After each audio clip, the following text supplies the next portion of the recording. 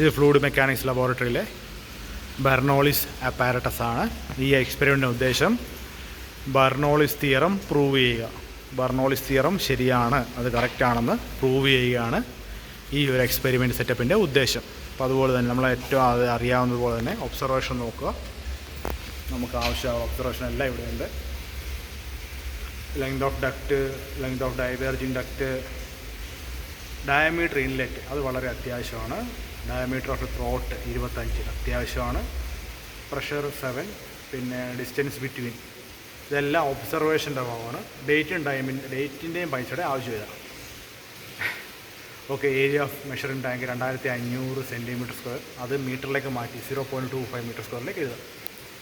ഈ ഒരു എക്സ്പെരിമെൻറ്റ് സെറ്റപ്പിൽ ഒരു ഇച്ചിരി ബുദ്ധിമുട്ടെന്ന് പറയാൻ, ഈ ഒരു ടാങ്കിൽ ഒരു പ്രത്യേക ഹൈറ്റിൽ വെള്ളം മെയിൻറ്റെയിൻ ചെയ്യുക എന്നുള്ളതാണ്. ഇപ്പോൾ നമ്മുടെ ഇഷ്ടം, ഇപ്പം ഇവിടെ 30 മാർക്ക് ചെയ്തിട്ടുണ്ട്, അപ്പോൾ 30 എത്തിക്കുക, അത് നിർബന്ധമില്ല. ഇപ്പം ഇവിടെ അവർ ചെയ്യുന്നത് 30 വെച്ചായിരിക്കും, അതുകൊണ്ടായിരിക്കും 30ൻ്റെ വരയിട്ടിരിക്കുന്നത്, ചിലപ്പോൾ 40 ഉണ്ട്. അപ്പോൾ ഇനി നമ്മുടെ എക്സാമിൻ്റെ കേസിൽ നമുക്ക് സമയം കാണുന്നത് ഇതാണ്. ഈ എക്സ്പെരിമെൻറ്റിന്, ഒറിഫൈസ് എക്സ്പെരിമെൻറ്റിന് പ്രത്യേകത, ഇവിടെ വെള്ളം ഒരു ഹൈറ്റിൽ മെയിൻറ്റെയിൻ ചെയ്യുക. അതായത് ഇവിടത്തെ കേസിൽ ഇപ്പോൾ 40 നമ്മൾ സെറ്റപ്പ് ചെയ്യാൻ പോയി, 40 തന്നെ വെള്ളം നിൽക്കണം. 40 താഴാനോ 40 കൂടാനോ പാടില്ല.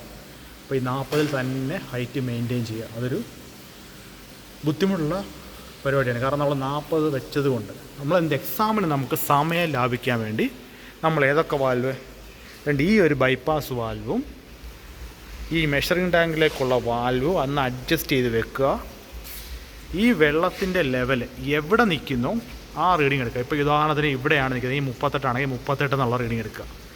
അതായത് ഈ 33 33 എന്നുള്ള റീഡിങ് എടുക്കുക. ഏതാണ് നമ്മുടെ കാൽക്കുലേഷൻ, നമ്മൾ പി എന്ന് മാർക്ക് ചെയ്തിട്ടുണ്ട്. പി എന്ന വാല്യൂ ഇവിടെ എവിടെയാണോ അത് കോൺസ്റ്റൻ്റായിട്ട് നിൽക്കുന്നത് ആ വാല്യൂ എടുക്കുക. ശേഷം നമ്മുടെ ഈ എക്സ്പെരിമെൻറ്റ് സെറ്റപ്പിനകത്ത് നമുക്കൊരു ഡക്റ്റുണ്ട്. ഇതിങ്ങനെ അതിൻ്റെ ഡയമീറ്റർ കുറഞ്ഞു വരുന്നു, ശേഷം ഇത് കൂടി വരുന്നു. അപ്പോൾ ഇതാണ് നമ്മുടെ ഡക്റ്റ്. ഇത് പറഞ്ഞല്ലേ, length of converging duct, diverging, ഇത് കൺവേർജ് ചെയ്യുന്നു, ഡൈവേർജ് ചെയ്യുന്നു. ഓക്കെ, അപ്പം ഈ കുറച്ച് പോയിൻ്റുകളാണ് 1 2 3 4 5 6 7 പ്രഷർ ടാപ്പിംഗ് പോയിൻറ്റുകൾ. ഇതാണ് പ്രഷർ ടാപ്പിംഗ് പോയിൻ്റ്. അതിൻ്റെ ഡയമീറ്റർ ഇവിടെ പേന കൊണ്ട് എഴുതിയിട്ടുണ്ട്. നോക്കി, 43.75, രണ്ടാമത്തെ 37.5, മൂന്നാമത്തേത് 31.25, 25. കാരണം അവിടെ ഒബ്സർവേഷനകത്ത് ഡയമീറ്റർ ഓഫ് ത്രോട്ട് എന്നുള്ളത് 25 എന്ന് എഴുതുന്നുണ്ട്. അതായത് 1 2 3 4 അതാണ് ഇവിടെ എഴുതിയത്. ഇതാണ്, ഈ ഭാഗമാണ് ത്രോട്ട് ഭാഗം, ഏറ്റവും ഡയമീറ്റർ കുറഞ്ഞ ഭാഗം. പിന്നെ വീണ്ടും ഇത് പഴയതുപോലെ കൂടി പോകുന്നു. 31, 37, 37.5, 44 ആയിരിക്കും. അപ്പോൾ നമുക്കിവിടെ ഡയമീറ്റർ തന്നു കഴിഞ്ഞാൽ ഏരിയ കണ്ടുപിടിക്കാം. അപ്പോൾ ഇവിടുത്തെ ഏരിയ വ്യത്യാസമുണ്ട്, ഇവിടുത്തെ ഏരിയ വ്യത്യാസമുണ്ട്, ഇവിടുത്തെ ഏരിയ വ്യത്യാസമുണ്ട്. ഏറ്റവും കുറവ് ഏരിയ ഇവിടെ ആയിരിക്കും. പിന്നെ ഇവിടെ കൂടി വീഴുന്നു. അപ്പോൾ അതിനെ പ്രഷർ ടാപ്പിംഗ് പോയിൻറ്റിനെ കണക്ട് ചെയ്തിട്ട് നമുക്ക് 7, ഇതിൻ്റെ പേരെന്താണ്, പീസോമീറ്റർ ഉണ്ട്. വെള്ളത്തിൻ്റെ ലെവൽ അറിയാൻ ഉപയോഗിക്കുന്നത് ഒരു ഏറ്റവും സിമ്പിൾ മെഷറിംഗ് ഡിവൈസാണ് പീസോമീറ്റർ. അപ്പോൾ പീസോമീറ്റർ 7 ഉണ്ട്. 7 പ്രഷർ ടാപ്പിംഗ് പോയിൻറ്റിൽ നിന്ന് 7 പീസോമീറ്റർ. ഈ എക്സ്പെരിമെൻറ്റിൽ നമ്മൾ ചെയ്യേണ്ടത്, വാൽവ് കൺട്രോൾ ചെയ്ത് ഒരു പർട്ടിക്കുലർ ഹൈറ്റിൽ വെള്ളം മെയിൻറ്റെയിൻ ചെയ്യുന്നു. ശേഷം ഇവിടെ വെള്ളം ഉയർന്നിരിക്കുന്ന ഒരവസ്ഥ ഉണ്ട്. ഈ ഒരു ഷേപ്പിലായിരിക്കും വെള്ളം ഇങ്ങനെ കുറഞ്ഞ് തോട്ടിനോട് വരെ വെറ്റം കുറേ, പിന്നെ കൂടി വരും. ഈ ഒരു യു അല്ലെങ്കിൽ വി ഷേപ്പിലായിരിക്കും ആ വെള്ളത്തിൻ്റെ ലെവൽ. അതെങ്ങനെ മെഷർ ചെയ്യും? ഈ സൈഡ് നോക്കി 99 എന്നാണ് സ്റ്റാർട്ട് ചെയ്യുന്നത്. അത് നമുക്ക് ഇച്ചിരി ബുദ്ധിമുട്ടാണ്. ഇച്ചിരി ചരിഞ്ഞ് നോക്കിക്കഴിഞ്ഞാൽ അകത്ത് നമുക്ക് കറക്റ്റ് ഇതാ 19 20 അല്ല 17 18 19 20 അങ്ങനെ പോകുന്നുണ്ട്. കറക്റ്റ് ഈ ലൈനല്ല നോക്കണ്ടേ, ഇച്ചിരി അകത്തെ ലൈനാണ് നോക്കേണ്ടത്. ഓക്കെ, അകത്തങ്ങ് കറക്റ്റായിട്ട് നമുക്ക് കറക്റ്റ് റീഡിങ് കിട്ടും. അതുപോലെ ഇവിടെ നോക്കി 30 31 32 33 അകത്തെ റീഡിങ് നോക്കുക. ഓക്കെ, ഇനിയും എക്സ്പെരിമെൻറ്റ് സെറ്റപ്പ് ഒന്ന് ചെയ്ത് നോക്കാം.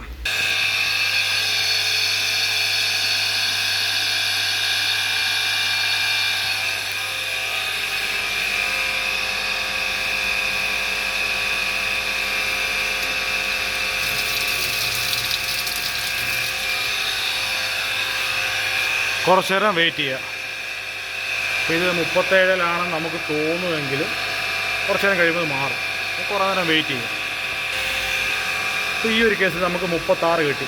നമ്മൾ 40 പിടിച്ചില്ല, 30 പിടിച്ചില്ല. നമ്മളൊന്ന് സെറ്റ് ചെയ്തപ്പോൾ നമുക്ക് അനങ്ങാൻ നിൽക്കുന്ന ഒരു കേസിൽ 36 എന്നുള്ള റേഞ്ച് കിട്ടി. അപ്പോൾ അതനുസരിച്ച് നോക്കി ഇവിടുത്തെ എത്രയാണ് അകത്തെ വാല്യൂ നോക്കുക. അകത്തെ വാല്യൂ 35. പിന്നെ അടുത്തത് 30. അപ്പോൾ ഇത് 35 ആണെങ്കിൽ 35 മുകളിലായിരിക്കും. ഇത് 34. ഇത് 31.5. വീണ്ടും 33. എത്രയാ 34. 35 ആ റേഞ്ചിൽ വരും. ഇതാണ് അപ്പം P1, P2, P3, P4, P5, P6, P7 ഇത്രയും വാല്യൂസാണ് നമ്മൾ നോട്ട് ചെയ്യേണ്ടത്. അത്രയും P സീരീസ് കംപ്ലീറ്റ് ചെയ്ത് കഴിഞ്ഞാൽ വീണ്ടും ടാങ്ക്, എവിടെയൊക്കെ ടാങ്ക് ഉണ്ടോ അതിനർത്ഥം എന്താണ്, ഈ വാൽവ് ക്ലോസ് ചെയ്യുന്നു.